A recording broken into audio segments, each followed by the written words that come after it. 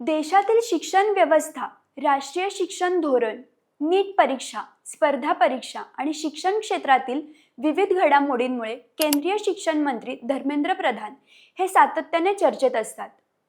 शिक्षण क्षेत्रातील कोणताही मोठा निर्णय असो, संसदेतील चर्चा असो किंवा विद्यार्थ्यांच्या आंदोलनांचा मुद्दा असो, धर्मेंद्र प्रधान यांचं नाव कायम चर्चेत असतं. पण नेमके धर्मेंद्र प्रधान कोण आहेत? त्यांचा राजकीय प्रवास कसा झाला? विद्यार्थी राजकारणातून देशाचे शिक्षण मंत्री होईपर्यंतचा त्यांचा प्रवास कसा राहिला? त्यांनी कोणती महत्त्वाची मंत्रालये सांभाळली आणि आज ते भाजपमधील प्रभावी नेत्यांपैकी एक कसे बनले? आजच्या व्हिडिओमध्ये या सर्व प्रश्नांची सविस्तर उत्तर जाणून घेणार आहोत. नमस्कार, मी तन्वी आणि तुम्ही पाहत आहात सत्ता मंच. बातमी नव्हे तर बातमी मागचं विश्लेषण. चला तर मग मुद्देसूद पाहूया.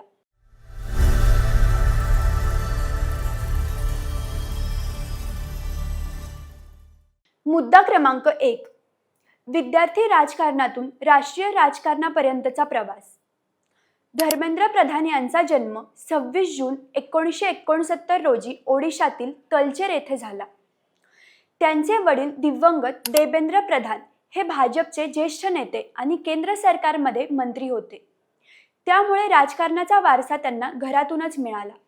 मात्र केवळ राजकीय घराणं असल्यामुळे धर्मेंद्र प्रधान यांना ओळख मिळाली नाही. त्यांनी विद्यार्थी जीवनात अखिल भारतीय विद्यार्थी परिषद म्हणजेच ABVP मधून सक्रिय राजकारणात प्रवेश केला.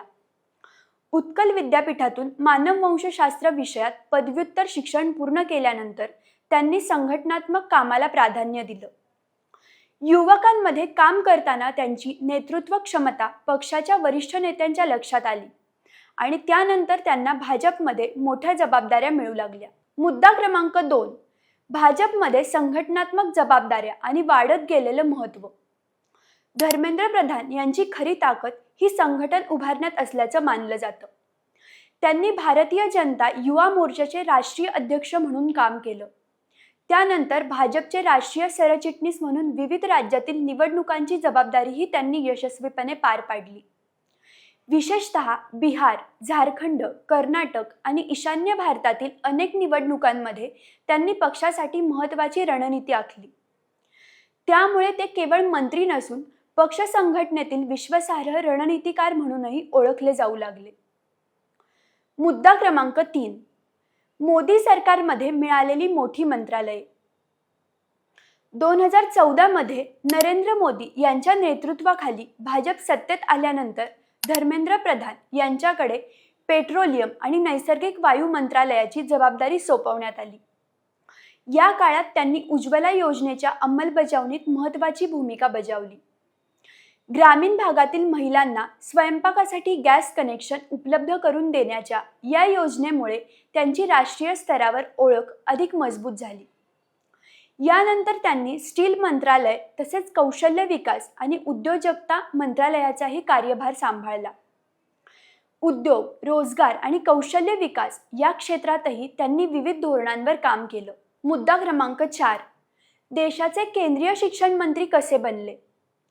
जुलै 2021 मध्ये मंत्रिमंडळ विस्तारादरम्यान धर्मेंद्र प्रधान यांच्याकडे शिक्षण मंत्रालयाची जबाबदारी देण्यात आली. शिक्षण मंत्री झाल्यानंतर त्यांनी राष्ट्रीय शिक्षण धोरण अर्थात NEP 2020ची अंमलबजावणी वेगाने करण्यावर भर दिला. नवीन अभ्यासक्रम, मातृभाषेत शिक्षण, डिजिटल शिक्षण, कौशल्याधारित शिक्षण, संशोधनाला प्रोत्साहन आणि उच्च शिक्षण क्षेत्रातील सुधारणा यासाठी अनेक निर्णय घेण्यात आले. त्याचबरोबर डिजिटल इंडिया मोहिमेशी सुसंगत शिक्षण व्यवस्था उभी करण्यावरही त्यांनी भर दिला. ऑनलाईन शिक्षण, तंत्रज्ञानाचा वापर आणि विद्यार्थ्यांसाठी नवीन संधी निर्माण करण्याचा प्रयत्न त्यांच्या कार्यकाळात दिसून आला. मुद्दा क्रमांक 5, वाद आणि विरोधकांची टीका. धर्मेंद्र प्रधान यांच्या कार्यकाळात अनेक सकारात्मक निर्णय झाले असले तरी त्यांना अनेक वादांनाही सामोरं जावं लागलं. विशेषतः नीट परीक्षा, NTAचं कामकाज, पेपरफुटीचे आरोप, स्पर्धा परीक्षांमधील गोंधळ आणि परीक्षा व्यवस्थापनावरून विरोधकांनी त्यांच्यावर जोरदार टीका केली. काँग्रेससह अनेक विरोधी पक्षांनी संसदेत त्यांच्या राजीनाम्याची मागणी केली. अनेक विद्यार्थी संघटनांनीही परीक्षा व्यवस्थेत सुधारणा करण्यासाठी आंदोलन केलं. मात्र केंद्र सरकारने परीक्षा प्रणाली अधिक पारदर्शक करण्यासाठी आवश्यक सुधारणा सुरू असल्याचं सांगितलं. मुद्दा क्रमांक 6. मोदी सरकारमधील विश्वासू चेहरा. भाजपमध्ये धर्मेंद्र प्रधान यांना पंतप्रधान नरेंद्र मोदी आणि केंद्रीय गृहमंत्री अमित शहा यांच्या विश्वासातील नेते मानलं जातं. कठीण राज्यांमधील निवडणुका, पक्ष विस्तार, संघटन उभारणी आणि केंद्र सरकारच्या महत्त्वाच्या योजनांची अंमलबजावणी अशा अनेक जबाबदाऱ्या त्यांच्याकडे सोपवल्या जातात.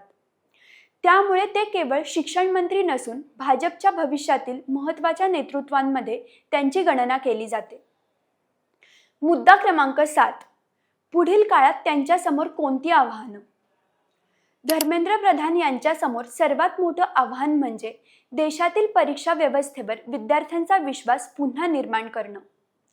नीट, जेईई, CUET आणि इतर राष्ट्रीय स्तरावरील परीक्षा अधिक पारदर्शक बनवणं, राष्ट्रीय शिक्षण धोरणाची प्रभावी अंमलबजावणी करणं, डिजिटल शिक्षण ग्रामीण भागापर्यंत पोहोचवणं आणि कौशल्याधारित शिक्षणाला गती देणं ही त्यांच्यासमोरील मोठी आव्हानं आहेत. त्याचबरोबर शिक्षण क्षेत्रातील सुधारणा आणि विद्यार्थ्यांच्या अपेक्षा यामध्ये समतोल राखणं हेही त्यांच्या नेतृत्वाचं मोठं आव्हान मानलं जात आहे. या संपूर्ण घडामोडीतून 3 महत्त्वाच्या गोष्टी समोर येतात. पहिली, धर्मेंद्र प्रधान यांनी विद्यार्थी राजकारणातून सुरुवात करत भाजपच्या संघटनात्मक राजकारणात स्वतःचं वेगळं स्थान निर्माण केलं. दुसरी, पेट्रोलियम, स्टील, कौशल्य विकास आणि शिक्षण अशी अनेक महत्त्वाची मंत्रालये सांभाळत त्यांनी मोदी सरकारमध्ये विश्वासू मंत्री म्हणून स्वतःची ओळख निर्माण केली. तिसरी, केंद्रीय शिक्षण मंत्री म्हणून राष्ट्रीय शिक्षण धोरणाची अंमलबजावणी आणि परीक्षा व्यवस्थेतील पारदर्शकता हीच त्यांच्या नेतृत्वाची खरी कसोटी ठरणार आहे. आता तुम्हीच सांगा, तुमच्या मते केंद्रीय शिक्षण मंत्री म्हणून धर्मेंद्र प्रधान यांनी शिक्षण क्षेत्रात अपेक्षित बदल घडवून आणले आहेत का? की परीक्षा व्यवस्थेतील वाद आणि विद्यार्थ्यांच्या समस्या लक्षात घेता अजून मोठ्या सुधारणा होण्याची गरज आहे? तुमचं मत आम्हाला कमेंटमध्ये नक्की कळवा. व्हिडिओ आवडला असेल तर लाईक करा, शेअर करा आणि सत्ता मंच या यूट्यूब चॅनलला सबस्क्राईब करायला विसरू नका.